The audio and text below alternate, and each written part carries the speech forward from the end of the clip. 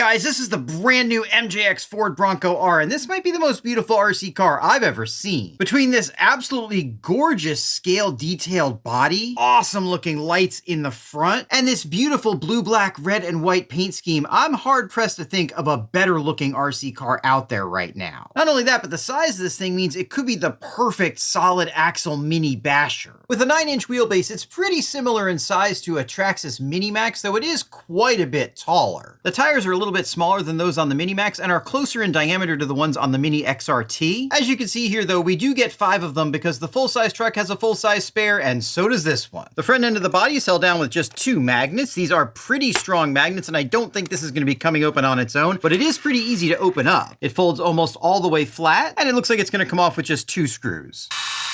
One thing I'm noticing right away is that they chose to use screws with fairly large heads on them. Given that this is a relatively small truck, that is fantastic to see. One other thing I'm noticing though is that the wiring harness for the lights has no connector here, so we're gonna have to remove it from this waterproof box.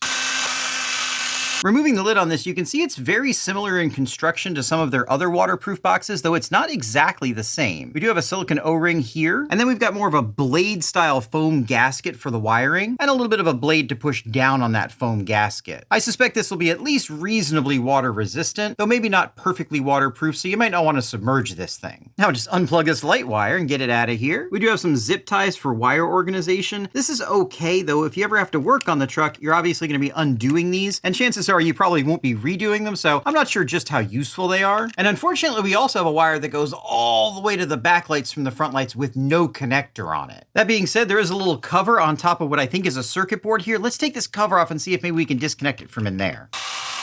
Another thing I noticed is it appears as though MJX has gone completely away from self-tappers in this truck. Looks like we're getting all machine screws. That's a really nice update. And it does seem like MJX is really trying to up their game with these new models. And now removing this cover, we can see that unfortunately everything is soldered onto this board. This does appear to be a light controller board, which is nice to see, but I would love to also see connectors on here because I can't really disconnect this from the truck. And at the very least, that's going to make the rest of this review a little inconvenient. Because I don't want to deal with that, let's go ahead and just remove this front bumper. As you can see, this bumper is made out of what appears to be ABS or possibly nylon plastic and has a lot of really cool scale details on it, including these lights on the bottom, tow hooks, which I think are made out of metal, and it overall feels like it's going to be a pretty strong part.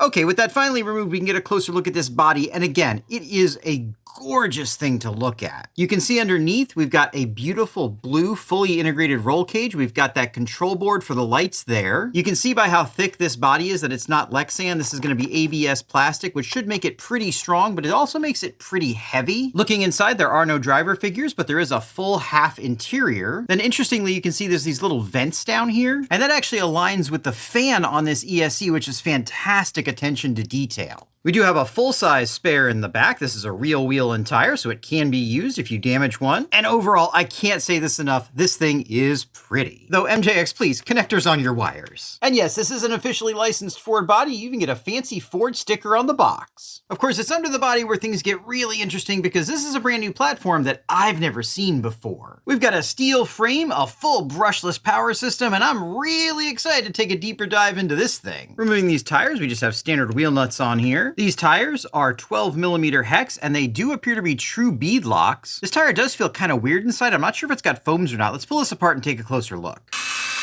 Okay, peeling back this corner, this is just a standard tire with foam inside, though I don't think there's any kind of venting on this, which makes it kind of feel air-filled as well. Be curious to see how that performs. I'm also curious to see how this thing will handle some more basher-oriented tires. Maybe the ones off the Mini XRT will work well. For the initial testing, of course, we will be using these stock tires, and they do feel pretty soft. I'm curious to see how they're going to handle some off-road bashing. Underneath here, you can see we have metal hexes. These hexes are steel, which is nice. And behind that, we've got some portals that are brand new. Guys, I was looking at the statistics for this channel, and I noticed that there are a lot of you guys that aren't subscribed. And as you'll see here, there's a lot of cool kids that are subscribed. So if you want to be one of those cool kids, make sure you get subscribed to the channel and hit that bell to get notified of future videos because we've got some cool stuff coming. And while I take this last wheel off here, I do want to thank everybody that's been watching my videos. This channel has been growing really fast lately, and it really is awesome to see how many of you guys love the same stuff that I do. With With those wheels off, we can see we've got portal axles here in the rear and in the front. The steering's in double shear, which is really nice to see. We've got a steel steering link here with steel 4 links in the front and rear. And we've got a servo on axle, which of course we'll be taking a closer look at in a second. But first, let's take a look at these shocks.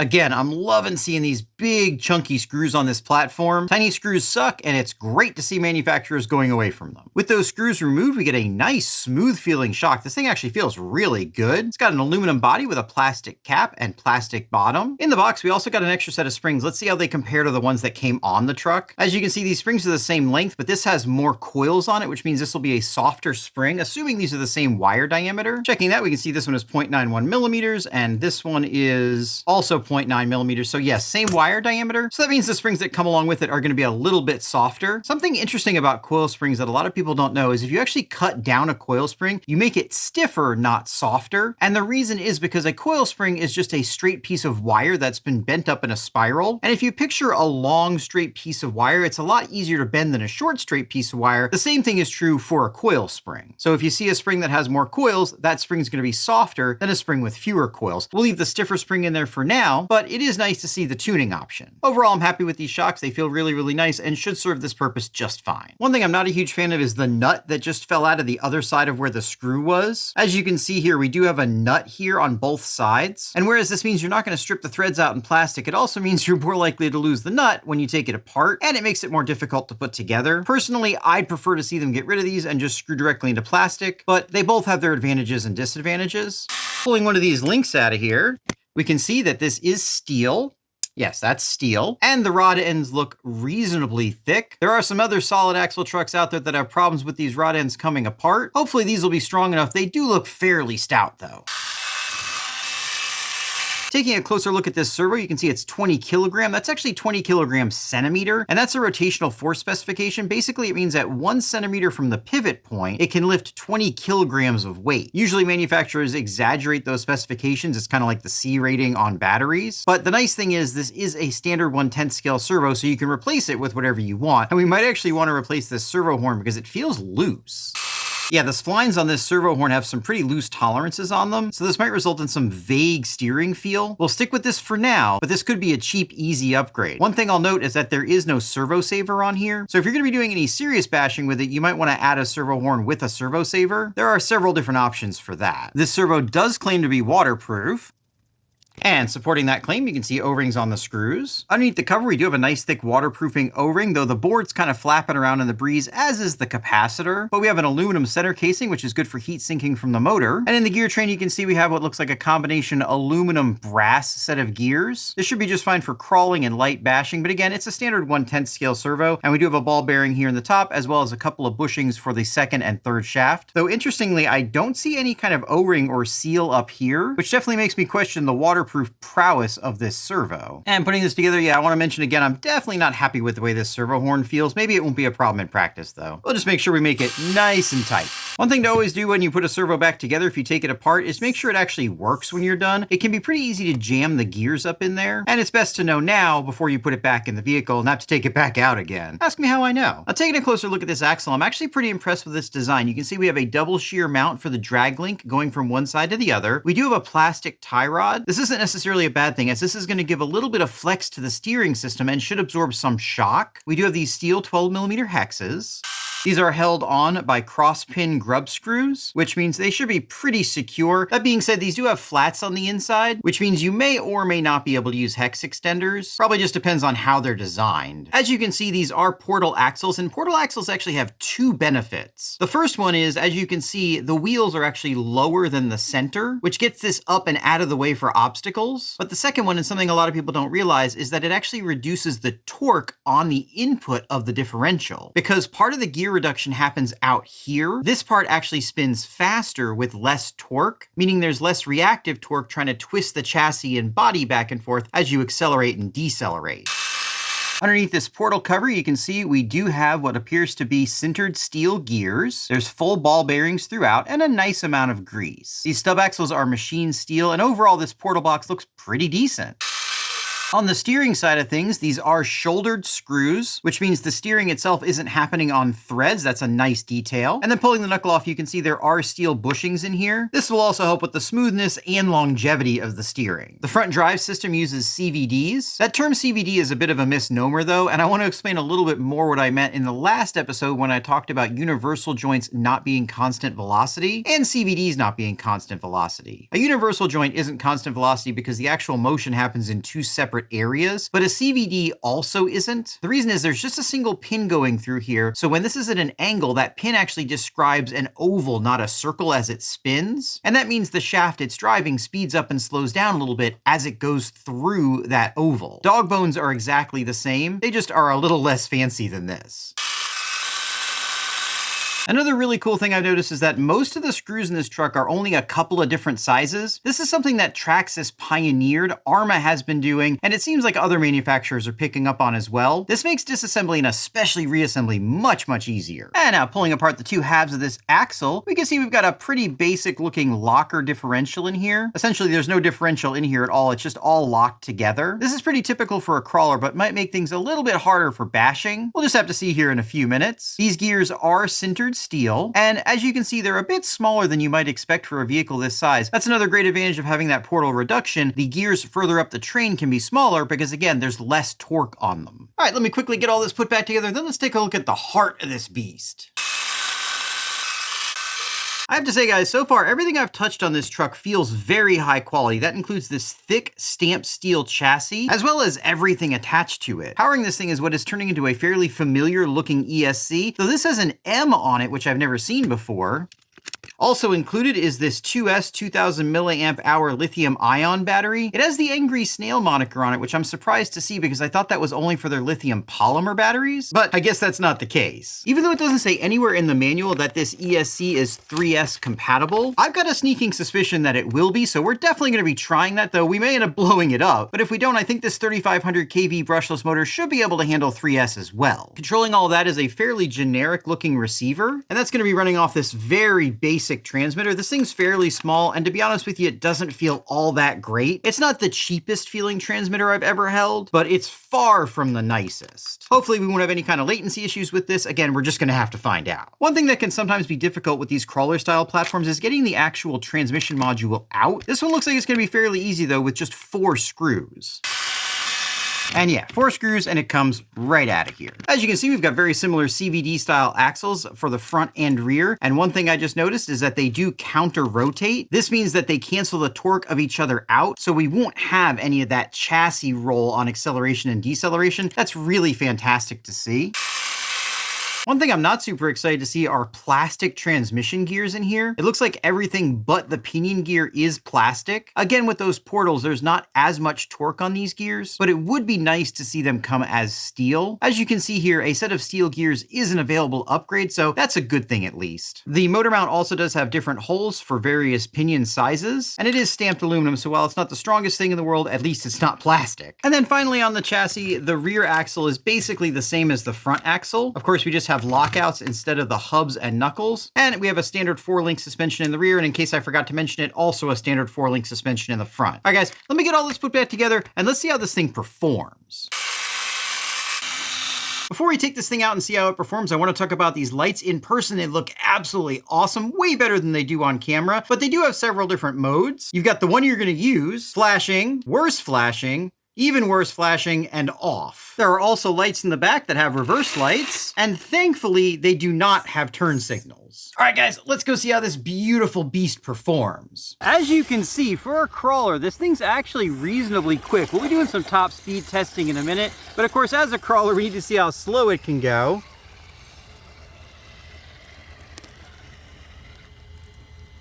And yeah, it slows right down. That's not too bad. Interestingly, it doesn't have a typical forward reverse. It has forward with brake and then goes into reverse with brake and then goes forward, which is definitely not what you would expect out of a crawler, but definitely better than what you would get on a crawler ESC for bashing. This is good because you can't actually program the drag brake or the brake behavior on this ESC. I'm also pretty impressed with how this thing doesn't want to tip over. Even at full throttle, it does a pretty good job of holding up. Of course, being a crawler, it needs to be able to go up a hill, so let's go ahead and bring it up our ramp here. This is about 55 degrees at the top. If it can make it all the way to the top, that's pretty decent. And just about, it's say about 50 degrees, and it loses traction rather than flopping over. Now let's see how it handles side hill. That's about 20 degrees, and it's already leaning over pretty far. At about 30 degrees, it's leaning over even further, but still holding its own. Still holding at 40 degrees, that's actually pretty impressive. And it looks like at right about 45 degrees, I would say, it does fall over on those fairly soft tires. I have to say though, for what this thing is going to be used for by most people, which is probably light scale trail bashing, it actually does pretty well. It does flip over because of that heavy body though. It's possible running some wider tires will help with that. We do have some wider tires we're going to try, and they're going to have a little bit stiffer sidewall as well. But overall, I'm actually really impressed with how soft and predictable this thing is. I think it probably wouldn't make the best rock crawler in the world, but if you want to take this thing out and scale trail bash it, just go have some light fun out in the woods, I think this thing's gonna be pretty cool. Even in the deeper grass, it's holding up well. Of course, this wouldn't be a Do RC video without a jump, and it actually did a wheelie off that jump. Not too bad. This thing's got a decent amount of power, though I am seeing a bit of delay. We're gonna check that when we get back on the bench. Another jump, it actually jumps better than most crawlers. Most crawlers will nosedive really badly when they come off the ramp. This has got enough wheel speed to keep that nose up. Let's do one more jump. Yeah, she actually handles it pretty darn well. Seeing it wheelie off-road makes me wonder if this thing can actually wheelie with some good traction. Oh, not quite. It almost picks up a tire, but it can't quite do a wheelie. Not on 2S anyway. Let's get a top speed run while we're at it. Obviously, that is not very fast, but it's definitely faster than most crawlers go. And I think for, like I said, light trail bashing, that kind of thing, this thing's gonna be just about perfect. Let's see what we got. All right, 10 miles an hour, that's not bad, but let's see if we can do better. I did do some rock crawling. You can see some scrapes and bumps up here from it. Unfortunately, I lost that footage. There are plenty of other channels that are gonna rock crawl this thing though. That's not why you're here. Let's give it some more speed. Before we mess around and probably blow up the ESC though, I wanna see what kind of latency this has because it felt a little bit sluggish. Yeah, I don't know if you can see that, but there is a little bit of a delay between when I hit the throttle and when this thing actually responds. It's not bad and nothing like the old ones were, but even the steering you can see is just a little bit delayed. And I think that's probably this transmitter and receiver. These updated ESCs have been really good with latency, and I don't see any reason why this one would be any different. All the other ESCs like this also take 3S, and I don't see why this one would be any different with that either. Let's find out and see if maybe we let the smoke out. All right, plugging in a 3S battery, no smoke. No smoke yet. Let's turn it on. And it turns on. Does it actually work? No, it does not work. So unfortunately, it seems like these M-marked ESCs will not work on 3S. Fortunately, I do have a KA-marked ESC from our giveaway vehicle. Make sure you check out the last video if you want to win this. And I think it'll be a direct swap. As you know, I don't like 1.5mm head screws, and this is why. I actually just stripped this out for no reason whatsoever. It's really nice to see that we aren't getting those on the Bronco R. And since these are the same form factor, this should be a direct swap.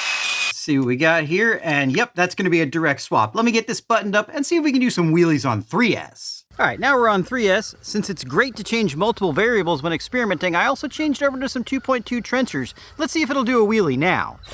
Oh yeah. Okay, it'll definitely do a wheelie. Let's see if we can get more than 10 miles an hour out of it. Okay, that's quite a bit faster. See if we can get a full throttle pull. Full throttle. It's still not the fastest thing in the world though. All right, one more pull. Full throttle. Pretty stable though for a crawler. Let's see what that was.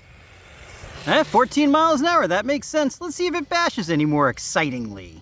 Oh yeah, she's definitely got a lot more power now. Even kicking up a little rooster tail action. It's still not super fast, but it's quick enough to be exciting, and I think these trencher tires are helping with stability as well. Overall, 3S definitely feels better on this thing. Being able to burn some donuts and really kick up some rooster tails is pretty exciting, and part of the reason I wanted to do this is to stress those plastic transmission gears. and it does seem like they're gonna hold up at least reasonably well. These trencher tires get really good traction, and even though we're not on road right now, I did do a couple of full throttle burns on road as well, and it seemed to hold up fine with those. Overall, guys, I'm pretty impressed with this, but I guess now we need to see how durable it really is and take it off the big jump. Of course, none of you guys are actually gonna do something like this, so this is just a maximum durability test. Oh, right on the back. I did hear a bit of a crack, but it seemed to have survived it. Let's see if we can get it to land on its wheels. One more jump. Here we go. Nice, okay, the body popped open. That's not super surprising. It's got those big, strong magnets in the front, but there's no positive retention, so that kind of thing's gonna happen when you do stupid things. One more stupid time. Oh, body popped open again. For something a little more realistic, let's see how it feels off the small ramp. It does a pretty good job off that small ramp, and man, I'm really surprised at how often it doesn't roll over. It looks like it's gonna traction roll, but then it doesn't, and with these trencher tires being a little bit wider, it actually helps. I have to say, this thing is a pretty fun driving experience, and on 3S, it's even more exciting than on the stock 2S. Overall, guys, I'm pretty happy with this thing. Is it a good crawler? I have no idea. I'm not a crawler. You saw the side hill and the angle it was able to drive up to. Hopefully that's helpful for you. But as far as a trail basher and just general machine, it's pretty darn good. Like I said before, this thing is absolutely beautiful. I'm sad I scratched it up, but hey, that's part of testing. And in general, it seems to be built pretty well. The plastic gears in here are a little worrying, though it handled some pretty heavy acceleration on 3S. That was with bigger tires as well. I think the servo's a bit slow, but it does work. The stock ESC's a little bit weird. It doesn't seem like it's really designed for crawling or bashing. It doesn't go straight from forward to reverse like you would expect on a crawler, but it also doesn't just stop. It ends up going into reverse after stopping, unlike what you would see on most basher ESCs. There's a little bit of delay in the electronics. It's not too bad unless you're super sensitive to it. And if you wanted to upgrade to a regular 3S ESC, this is a direct drop-in, and it's only about 30 bucks. At the time of this recording, we don't have any pricing on this yet, but its cousin, the H12Y, is priced around $160 to $200. The pricing for these things are all over the place depending on where you look. I'm expecting this to be in that $160, $170, $180 range. And for that price, I think it's pretty sweet. I think hanging out with you guys has been pretty sweet. If you want to win that other car, make sure you check out the previous video. And while you're at it, why don't you check out one of these videos?